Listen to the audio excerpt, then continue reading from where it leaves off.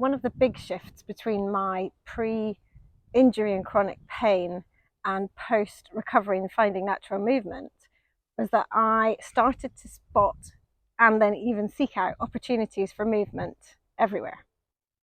Something I hadn't even thought of before was playing whilst on a walk, especially as an adult.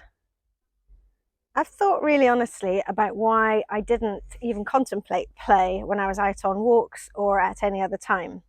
And I think these were the reasons. Number one, I thought, well, I'm too old. I'm a parent, I'm an adult. Why would I be playing? Isn't that just for kids? But why not? Number two, I didn't want people to think I was strange if they walked past and saw me playing on logs or jumping. But who cares? And number three, I thought, well, I'm walking anyway. I'm getting exercise. Isn't that all I need?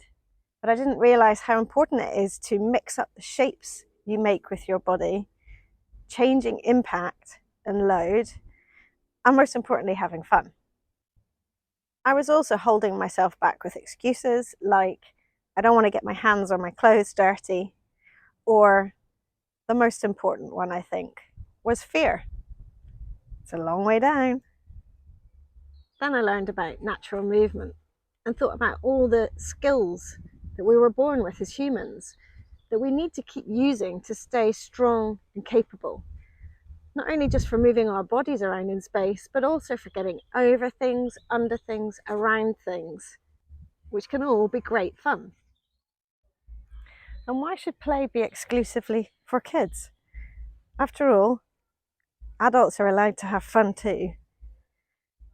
I also realised that if I modelled healthy movement and looked like I was having fun to my teenage sons and to people my own age and the generation above, they might even have a little try themselves. And who does want to have some fun? So what are the benefits of adding playtime to a walk? There's the obvious physical challenges. We can practice our balance more. We can strengthen our upper body by pushing to get up and over things. We can use our hips more to go under things. And you'll see all of that in the videos to come. But one of the really beneficial things I've found is the confidence boost. When we push ourselves out of that comfort zone that's always talked about, even just slightly, and take on a little challenge, we realize how much more capable our bodies actually are and how adaptable they are to the environments we put them in. So going out and having some fun while you're at it and having a play actually then gives you the confidence to do even more, to try even more, and in so doing, have even more fun.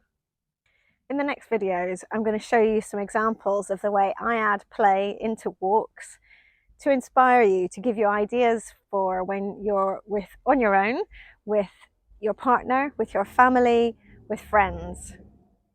And I hope to inspire you to give even just a couple a try and see how you feel. Always work at your own level. Knowing how your body feels and listening to it is really key to avoid injury.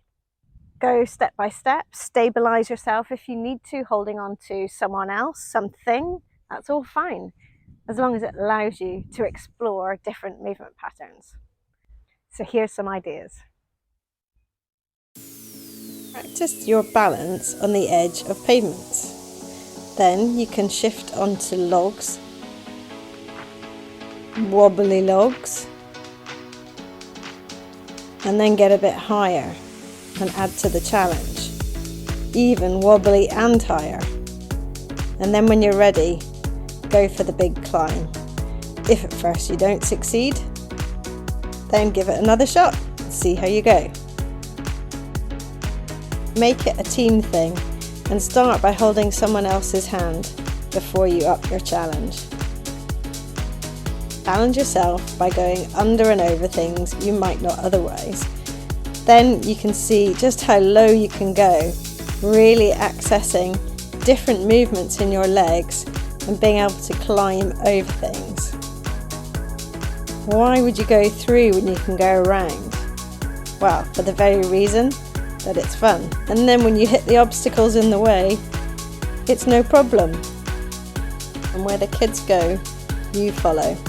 They'll be impressed and you'll have lots of fun. Even in parks, even with teenagers, why not use the play equipment? Climbing on things can be so strengthening for your upper body and give you the confidence that you can get yourself out of trouble if you need to. Who says things aren't put there to be climbed on? And when things are a bit high, you'll need to learn the next skill, jumping. Start just with the puddle jump and then shift to moving from one thing to another and down from greater heights.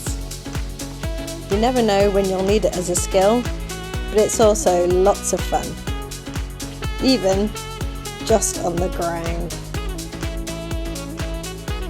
And who said crawling was just for babies?